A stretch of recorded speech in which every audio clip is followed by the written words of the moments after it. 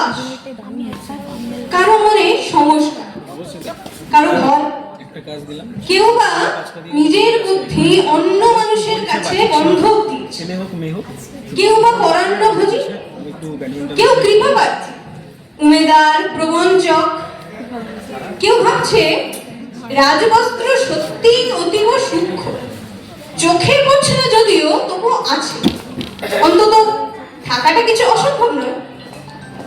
গল্পটা সবাই জানে, কিন্তু সেই গল্পের ভিতরে শুধুই প্রশস্তি বাক্য উচ্চারক কিছু আপাদমস্তক ভীতু ফন্দিবাজ অথবা নির্বোধ স্তাবক ছিল না, একটি শিশুও ছিল, সত্যবাদী, সরল, সাহসী একটি শিশু।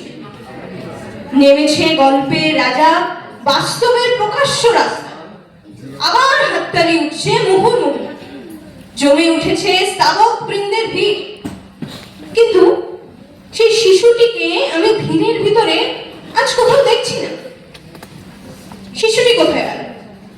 কেউ কি কোথাও তাকে কোনো পাহাড়ের গোপন গুহায় লুকিয়ে রেখেছে, নাকি সে পাথর, মাটি, ঘাস নিয়ে খেলতে খেলতে ঘুমিয়ে পড়েছে কোনো দূর নির্জন নদীর ধারে কিংবা কোনো প্রান্তরের গাছের ছায়ায়?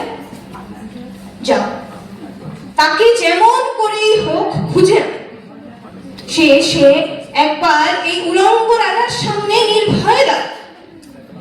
সে একবার এই হাততালির ঊর্ধ্বে গলা তুলে জিজ্ঞাসা করুক, রাজা তোর কাপড় কোথায়? নমস্কার।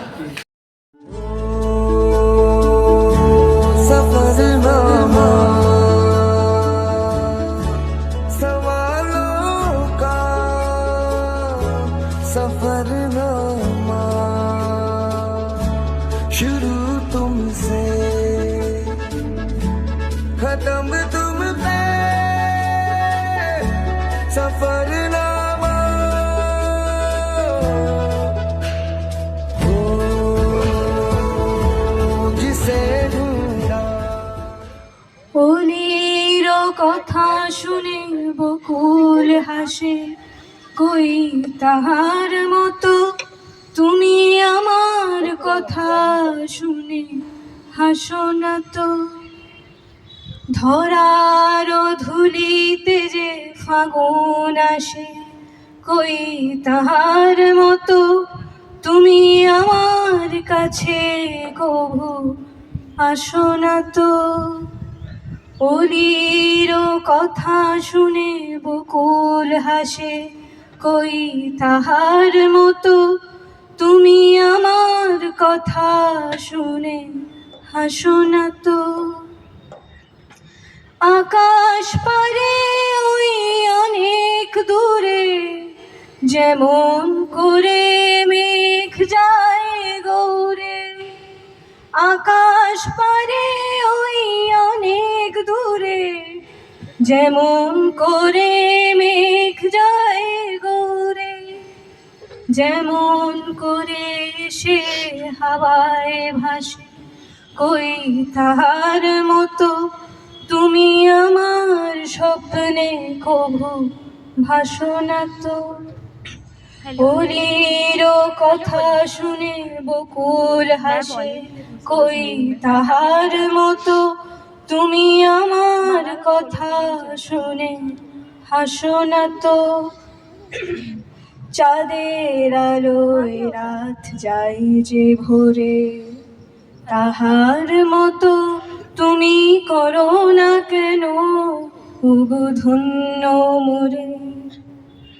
যেমন করে নিরে একটি পাখি সাথীরে কাছে তার নেকো ডাকি।